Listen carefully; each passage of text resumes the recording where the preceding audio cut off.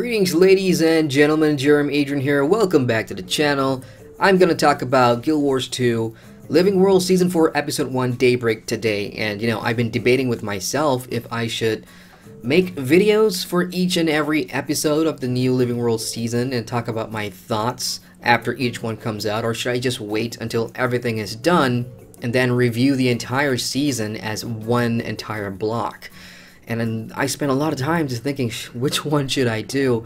And at the end, I think I'm going to do a video for each episode, just sharing my thoughts after having played it. And I'm not going to include any story spoilers because that is quite an important thing, especially for Guild Wars 2, because the story, I think there's a lot of people out there that are probably like myself that do enjoy the story and don't want to have, important narrative detailed bits being revealed on the internet for them.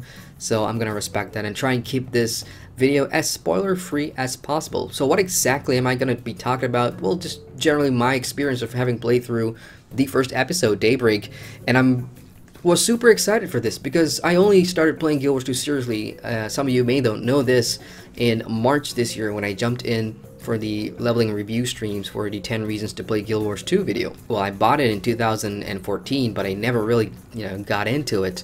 So because I didn't log in, I did not have like the season 1, I couldn't play that. I didn't have season 2 and 3, I had to buy those.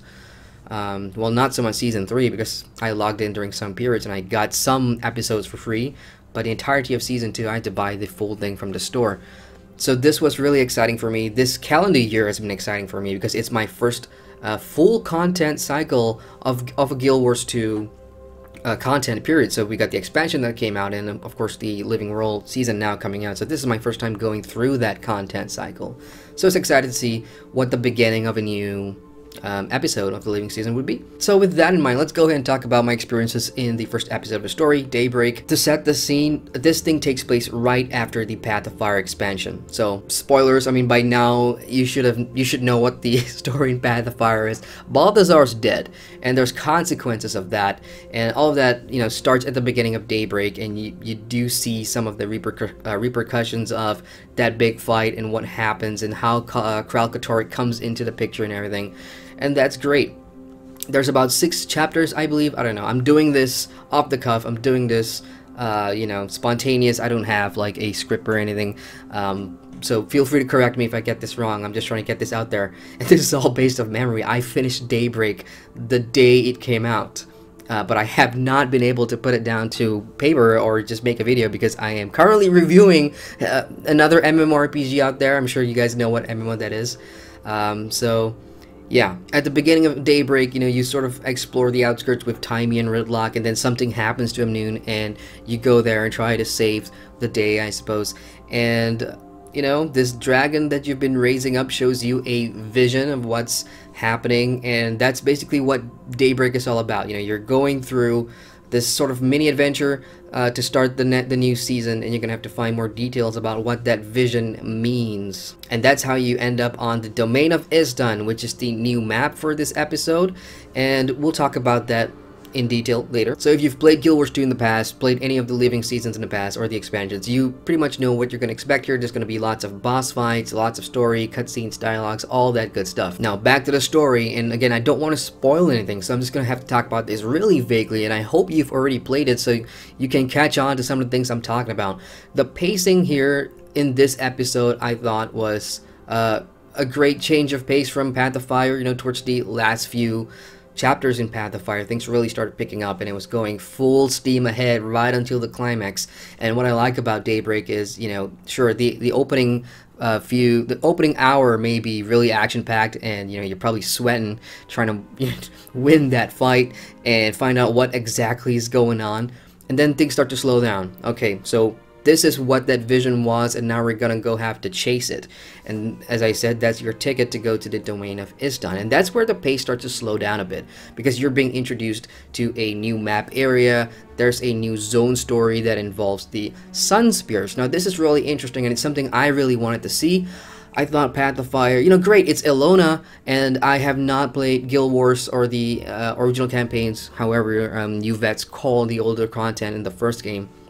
So there's a lot of sun spear stuff that I don't know about. So being in that region and learning more about that culture and those people was really refreshing for me. And I did say in my expectation video, I really wish there was a local boy, a local girl, a local sun spear, whoever, that would join the cast of characters and add that flavor to the existing group. We've got Taimi, and she always talks through people like Taimi. I've learned more about Yasura, and through people like Bram and his mom, I've learned more about the Norn, and so on and so forth. So by having that one character join the cast, I thought, this is gonna teach me more about the people. But I didn't have to worry about that at all, because the new map, Domain of Istan, and some of these chapters, you go through, you'll have to, I suppose, pick up a lot of things about the Sun Spear on the way, and I really like that about the story here. The larger zone narrative here in Istan is that, Sun Spears live here, or Elonians and people who still believe in the Sun Spears and whatever, but this island, this Istan, is controlled by Palawa Joko's minions, the Awakened, and there's some conflict there. And there's an uprising, there's a sort of secret rebellion going on that involves the Sun Spear, so that's one part of the narrative that I kind of enjoyed. So between the chapters maybe 2 to 4 or 5, that really explores that narrative in Istan. You'll go and try and find these Sun Spears because they are kind of underground right now, and you're going to need your knowledge to find this place, this location in the vision. And by doing so, you'll come across certain people that I know veterans have said, oh man, this is a good throwback to the good old Guild Wars days.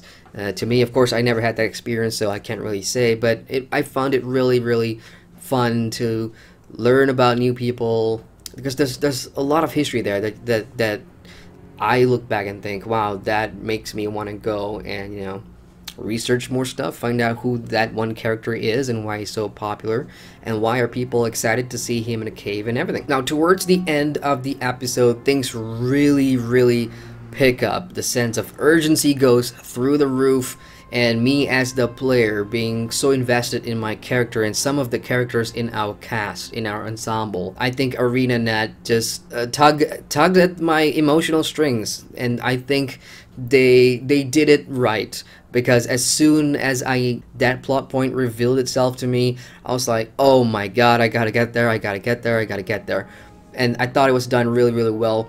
And while that works, I've seen it before, like they've done it once in the past involving this same character, by putting this character in danger, and because by then you're already invested towards this particular Guild Wars 2 character that you don't have a choice but to feel that emotional pull. I believe they've done it once, and that was in Season 3. But over here it just takes things to a whole new level. And then when you go there and the big climatic boss fight or whatever, which is totally unexpected, by the way, it's not something you'd expect, trust me, I guarantee you would not expect to be taking on that boss for the final boss fight. In that itself, the bigger plot is revealed, and it involves Palawa Joko and what could happen, or what could possibly happen in the larger world, in Tyria and beyond. So the story overall, the pacing at the beginning slow, and then towards the end, boom, fast pace. I loved it, really, I do. And it's 6 chapters, pretty short. I finished the entire story in about a day and a half of just casually playing, and I did not feel as if things were being dragged down, because some of the content on the landscape does insert a bit of refreshing momentum while you're playing through the chapters. So let's go ahead and talk about that. The Domain of Istan. I've seen Guild Wars 2 introduce new maps, every, like going through Season 3, they'll take you to places and places. Season 4 is no different. Domain of Istan is a pretty decently sized maps, and I'm sure there are people that'll be happy to know that renowned task carts are back. There's about 3 of them that you can do. They are repeatable, and they do sell stuff. They're vendors as well, so if you had a problem with that in Path of Fire and in the previous season, Season 3, they are back.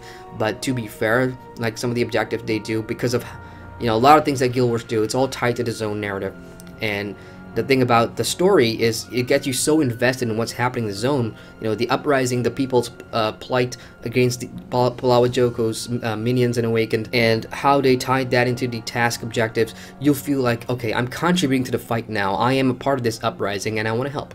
It's not so much, I don't really think of it of, oh, another, repeatable task or whatever.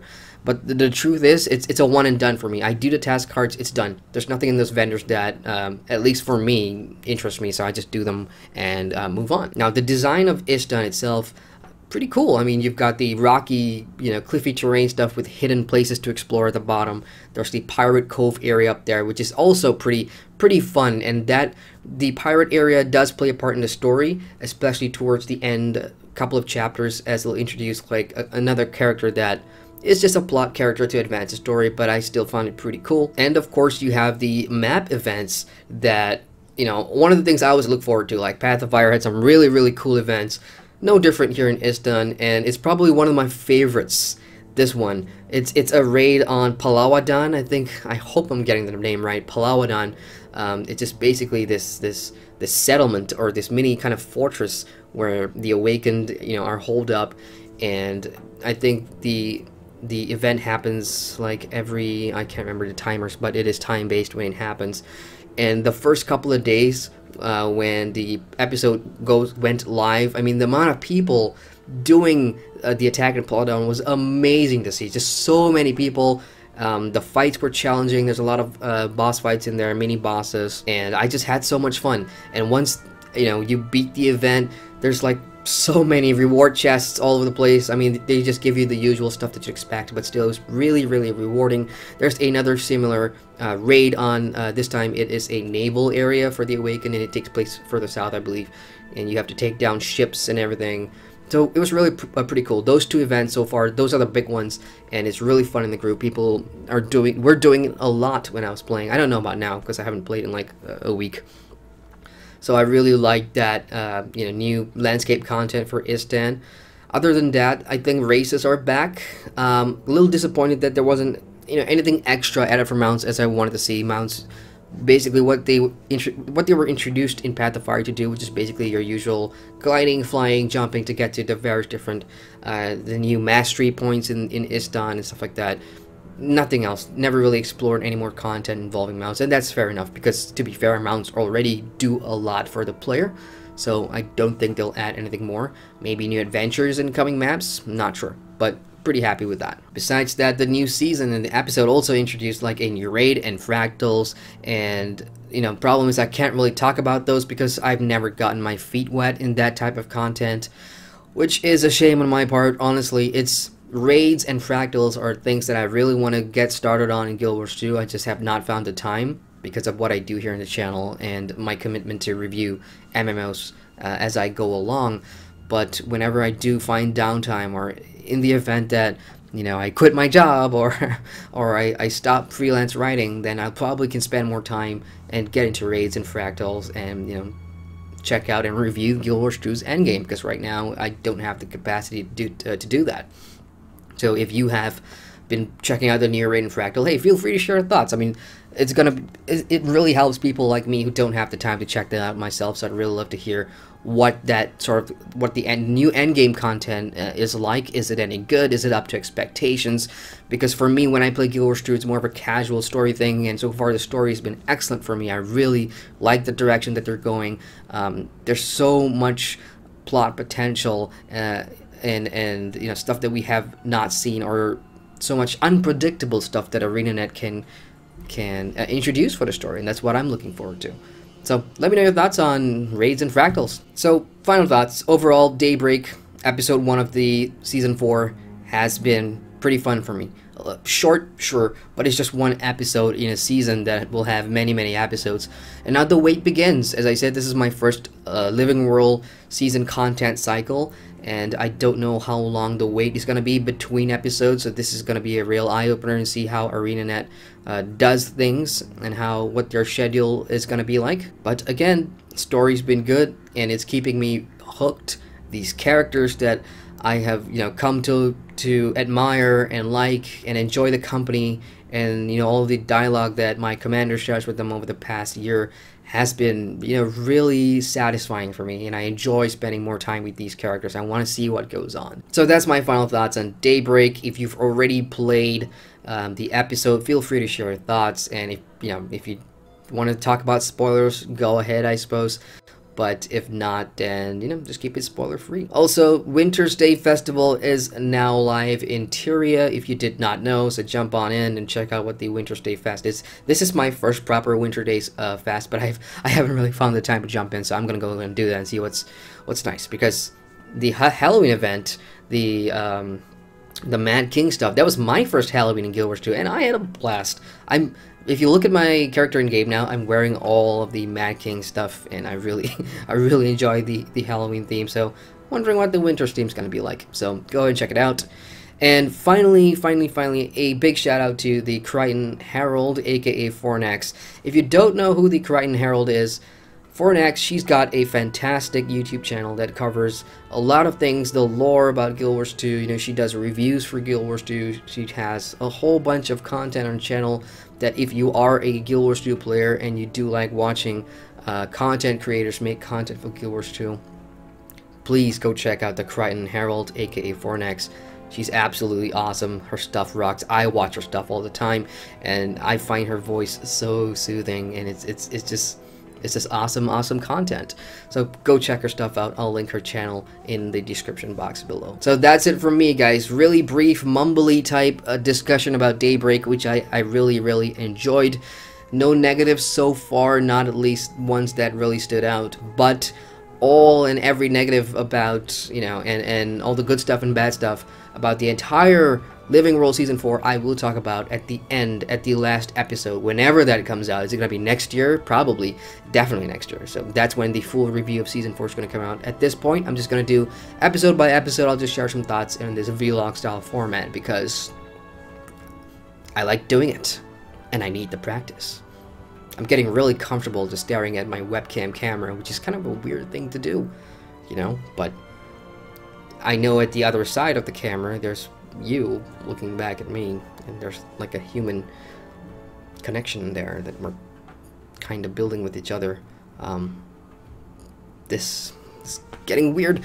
Anyway, that's it from me. Hit that like button if you enjoy my content, and if you're brand new to my channel, you can hit that subscribe button for all kinds of MMO content. I do reviews, I do live streams, discussions, all that good stuff. So, once again, I'm Adrian, and I thank you for watching. Hey, welcome to the end screen. If you've made it this far, it means you've watched the entire video, and I thank you very much for that. If you want to watch more videos, you can click on the cards at the bottom here. Anyone will do. And if you like my content, you can subscribe to the channel by hitting the big round button down here. See you guys in the next video.